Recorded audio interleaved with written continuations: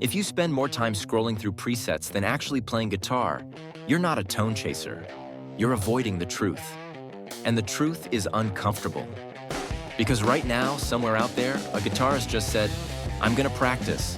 Open Boss Tone Studio, or AmpliTube, or a folder with 2,000 presets.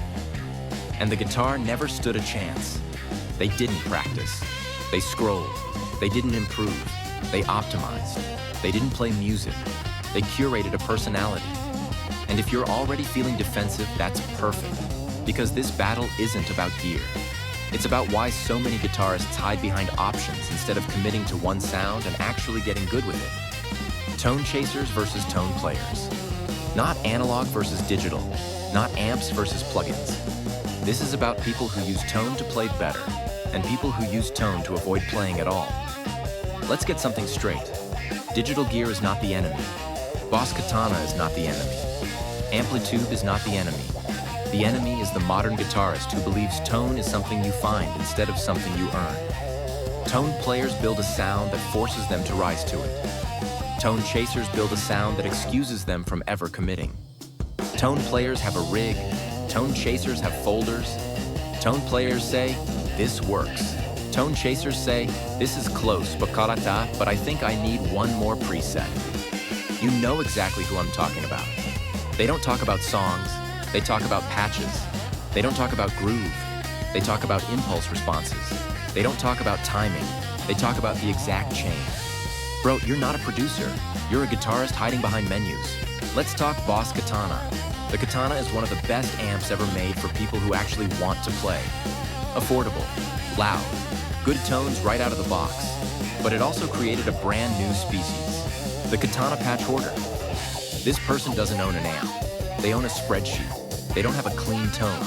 They have clean_final, clean_final2, clean_final_real, clean_final_real_v3. They download a patch called Exact Metallica Rhythm and then play pop-punk power chords through it. Because the tone isn't the point, the fantasy is. Now plugins. AmpliTube is powerful, it's flexible, it's insane what you can do with it. And for some of you, it's not a tool, it's a hiding place. One more pack, one more artist preset, one more this is the real one. Suddenly you own the exact amp, the exact cab, the exact mic, the exact room. And somehow you still don't sound like the player you admire. Here's why. You can download tone. You cannot download hands. You can download a patch. You cannot download timing. You can download an amp model. You cannot download confidence. So instead of practicing, tone chasers compensate. They chase the last 5% because it feels productive.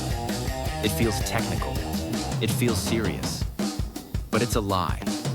If your playing is messy, your tone will be messy, in ultra high definition. Some of you don't practice. You manage settings. You don't have a sound. You have a search history.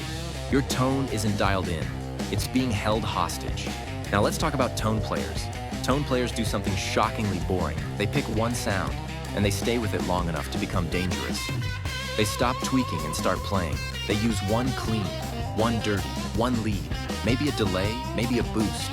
And then they do the thing tone chasers avoid at all costs. They work on the part. Right hand, muting, attack. Because they understand the hierarchy. Hands shape tone, gear reveals it. Now pause for a second and be honest. Comment right now. Katana, plugins, or both? And be honest. How many presets do you actually use? Because if the answer is all of them, you're not exploring tone. You're avoiding commitment. Before the comments explode, let me say this clearly. Digital gear is not fake. Katana is not a toy. Plugins are not cheating. The problem isn't digital. The problem is scrolling. If you spend more time auditioning tones than finishing songs, you're not a guitarist. You're a settings manager with calluses. And yes, I'm talking to the guy who says I'm almost there for 6 months straight. And yes, I'm talking to the AmpliTube player with 20 packs who still plays the same 4 riffs like they're sacred scripture. Now I want brutal honesty. Are you a tone player or a tone chaser? Drop it in the comments like this. Katana or plugins? How many presets you actually use? And when was the last time you finished a full song, start to end, without touching your tone? Here's the challenge. If you're a tone chaser, pick one patch today. 1. Lock it. Commit. And spend the next week improving your hands instead of your settings. If you're a tone player, tell the truth. What's your boring, unsexy, reliable core tone that just works every time? Best answers get pinned. Worst excuses get roasted. Subscribe if you're tired of polite guitar content. Because next time, we're dragging another modern myth into the spotlight. And it's not leaving with its dignity intact.